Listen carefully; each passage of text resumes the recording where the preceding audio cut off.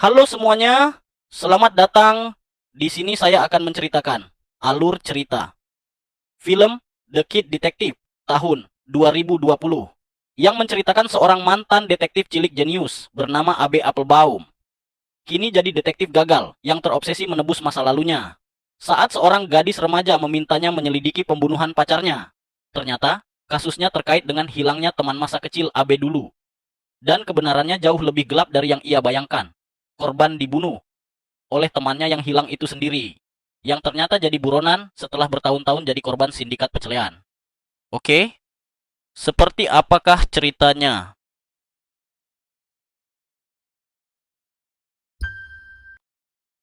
Film ini dibuka di lingkungan pinggiran kota yang sepi, di mana seorang remaja bernama Gracie berjalan menuju sekolah. Tiba-tiba, sebuah mobil melintas perlahan di jalan di belakangnya. Gracie tampak mengenali orang di dalam mobil itu dan perlahan mendekatinya.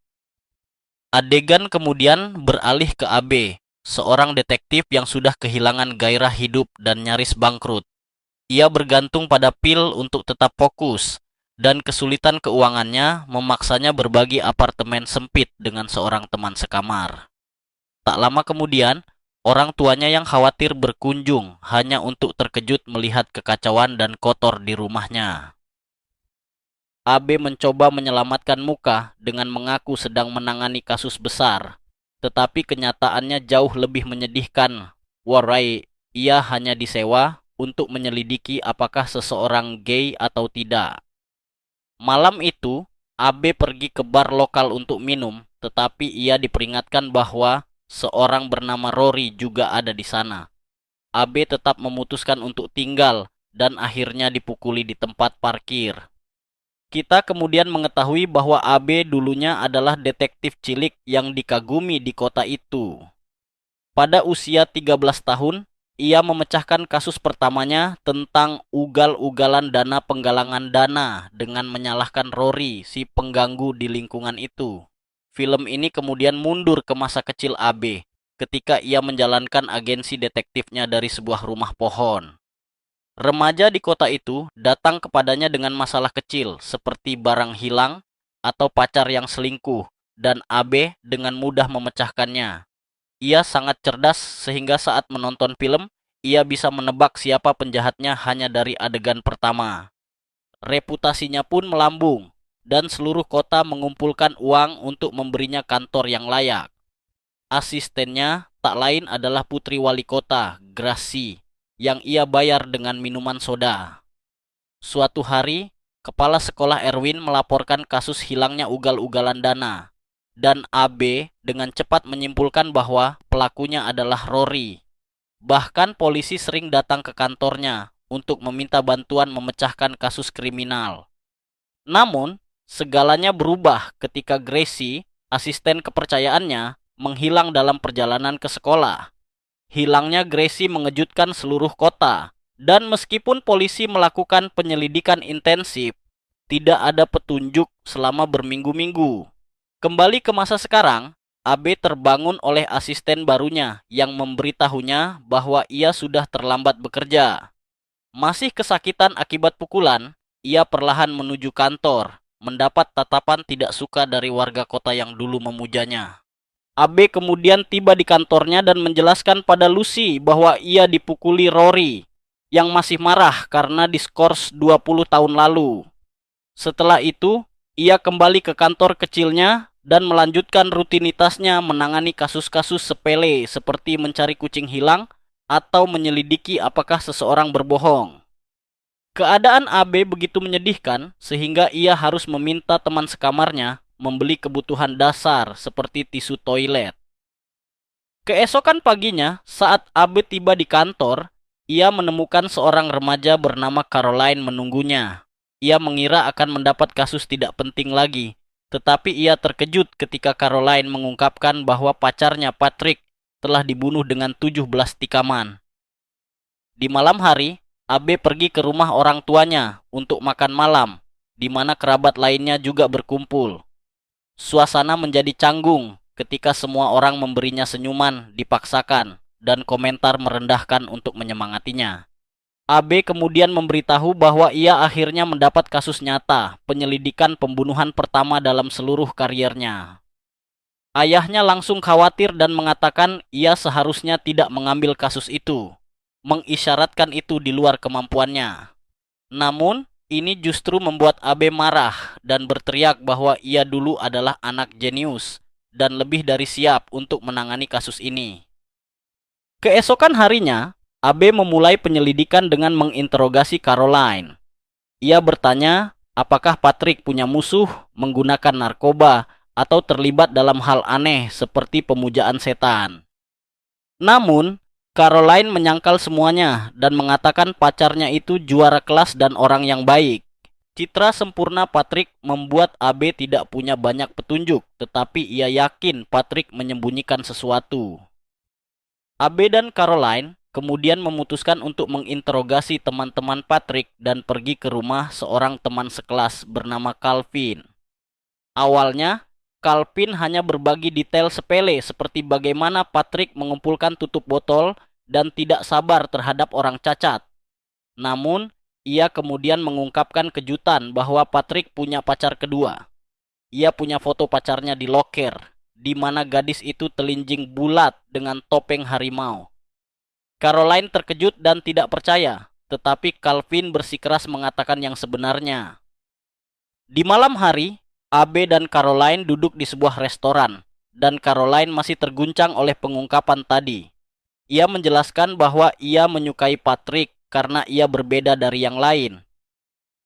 Patrick sering menaruh origami di lokernya sebelum ujian penting atau acara besar. AB bertanya bagaimana ia tahu origami itu dari Patrick, dan Caroline menjawab karena Patrick adalah satu-satunya orang Asia di sekolah itu. Meskipun semua yang telah terjadi, Caroline masih bersedia melanjutkan penyelidikan untuk menemukan pembunuhnya. Malam itu, AB dan Caroline menyusup ke sekolah, berharap menemukan foto gadis misterius di loker Patrick. Namun saat tiba, mereka menemukan loker itu sudah dikosongkan polisi. Caroline kemudian mengeluarkan jaket pacarnya yang masih disimpannya. AB memeriksa setiap kantong jaket itu dan menemukan sebotol pil terlarang, membuat mereka berdua terkejut.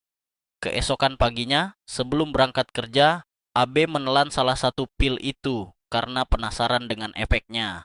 Ia juga mengunjungi beberapa pemuda pecandu narkoboy di lingkungan itu dan menunjukkan botol pil tersebut, berjanji akan memberikannya jika mereka mau menjelaskan kegunaan pil itu. Para pemuda itu menjelaskan bahwa pil haram itu bernama Ego Booster, sejenis narkoboy langka yang digunakan untuk meningkatkan kepercayaan diri secara artifisial. Pil ini cukup mahal dan butuh waktu untuk berefek setelah dikonsumsi. Tertarik, AB bertanya di mana bisa mendapatkannya, dan mereka menunjuk ke sebuah toko permen lokal. Mereka mengatakan harus berpura-pura sakit kepala untuk mendapatkan pil itu. Adegan kemudian beralih keluar toko tempat AB cemas menunggu Caroline. Namun Caroline keluar hanya dengan es krim, membuktikan bahwa para pemuda itu berbohong. Tiba-tiba, pil yang ditelan AB mulai bereaksi, memberinya kepercayaan diri berlebihan. Ia menghajar pemimpin para pemuda itu dan menuntut tahu siapa pemasok sebenarnya. Pemuda yang ketakutan itu mengaku bahwa geng Red Shoe yang menjualnya dan memperingatkan bahwa pil itu sangat adiktif. AB kemudian langsung menuju markas geng Red Shoe yang berbahaya. Dengan percaya diri berlebihan, ia menghadapi pemimpin geng dan menanyakan tentang Patrick, tetapi pemimpin geng itu tidak menganggapnya serius. AB pun pergi dengan tangan hampa dan berbohong pada Caroline bahwa ia tidak menemui pemimpin geng. Kemudian AB mengunjungi rumah Patrick untuk mencari informasi lebih lanjut dari orang tuanya. Namun pembicaraan segera memanas ketika AB menyebutkan penggunaan narkoba Patrick dan kemungkinan ia punya hubungan dengan banyak perempuan. Orang tua Patrick tampak sangat kesal. Dalam perjalanan pulang, AB menerima telepon dari asistennya yang berhasil melacak akun media sosial Tiger Girl. Tanpa membuang waktu, AB langsung menuju alamatnya dan bertemu dengannya, hanya untuk menemukan bahwa gadis itu jauh lebih tua dari Patrick. Setelah diinterogasi, Gadis itu menjelaskan bahwa Patrick tidak dalam bahaya dari geng Red Shoe A. Sebaliknya, mereka menggunakan Patrick untuk mengedarkan narkoba. Ternyata pihak sekolah memiliki akses ke semua loker karena masalah narkoboy. Dan siswa berprestasi seperti Patrick jarang dicurigai, menjadikannya alat yang sempurna untuk menyelundupkan narkoboy. AB yang jijik dengan penemuan ini setidaknya tahu bahwa Patrick tidak dibunuh oleh geng. Ia kemudian mengunjungi kepala sekolah Erwin untuk menyelidiki masa lalu Patrick lebih dalam. Erwin tidak banyak bicara, tetapi menyebutkan bahwa Calvin pernah mengatakan Patrick terlibat dalam sesuatu yang mencurigakan. Mendengar ini, Abe yakin Calvin tahu lebih banyak, sehingga ia menyusup ke kamar Calvin untuk mencari jawaban. Ia menemukan catatan yang mengungkapkan bahwa Calvin sangat menyukai Caroline. Saat sedang memeriksa komputer Calvin tiba-tiba pulang, memaksa Abe bersembunyi di lemari. Ia terpaksa menyaksikan Calvin bermain game berjam-jam sebelum akhirnya pergi makan malam. Sayangnya, Abe harus bersembunyi lagi di lemari ketika adik perempuan Calvin naik ke kamar.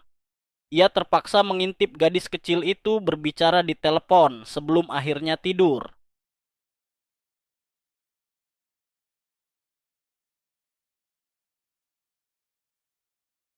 Adegan kemudian beralih ke kantor polisi di mana seorang perwira senior membantu AB keluar dari masalah.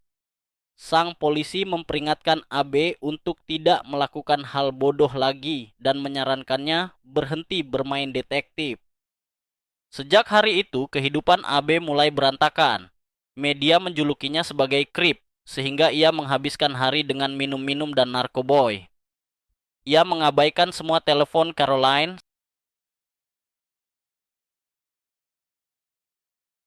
Sampai suatu pagi Caroline muncul di rumahnya dengan origami yang ditinggalkan seseorang di lokernya.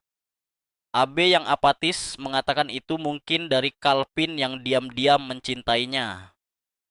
Beberapa hari berikutnya, kecanduan AB semakin parah.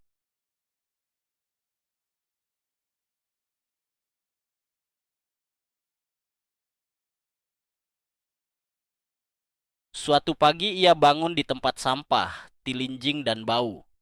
Ia kemudian mendapat telepon dari Caroline yang mengingatkannya bahwa ia berjanji menyelesaikan kasus ini. Ini menjadi motivasi bagi AB yang kemudian mengunjungi Caroline dan berbagi kesedihan mereka.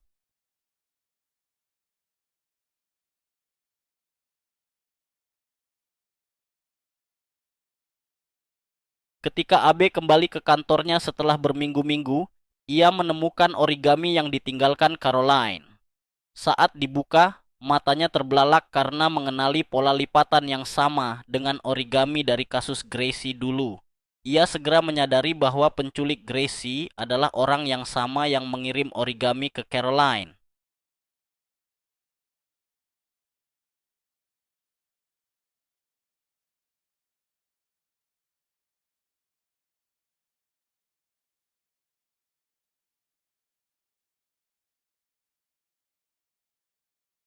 AB mengunjungi ibu Gracie dan menemukan origami dengan pola yang sama di kamar Gracie, menguatkan kecurigaannya. Namun ia masih tidak tahu siapa pelakunya. Malamnya, di bar, bartender membahas Rory dan menyatakan bahwa Rory tidak pernah mencuri apapun. Ab salah menuduhnya dulu. Kesadaran tiba-tiba menghantam AB. Ia kini tahu siapa dalang di balik semua ini. Dengan tergesa-gesa, ia menerobos rumah tersangka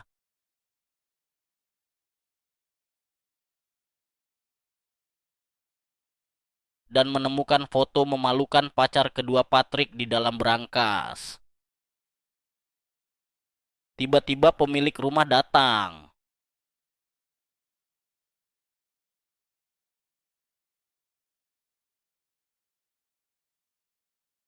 Ternyata kepala sekolah Erwin. AB dengan dingin menuduh Erwin yang merancang kasus pertama AB dulu untuk menguji kemampuannya, seminggu sebelum Gracie menghilang. Ia yakin kegagalannya membuat Erwin berani melakukan hal lebih kejam. Erwin membantah, tetapi Abe tidak mundur. Ia mengungkapkan bahwa Erwin yang obsesif terhadap Caroline telah menghabisi Patrick karena mengira foto gadis bertopeng harimau itu adalah Caroline. Penemuan ini mengungkap Erwin sebagai pedofil yang memangsa gadis remaja. Sadar bahwa dirinya terbongkar, Erwin akhirnya jebol. Ia mengaku telah menculik Gracie bertahun-tahun lalu, tetapi mengatakan Gracie tidak bertahan lama setelah ia memberikan anak mereka kepada orang lain. Dalam sebuah pengakuan mengerikan, ia mengungkapkan bahwa anak itu adalah Caroline. Ia yang terpaksa ia tinggalkan di gereja.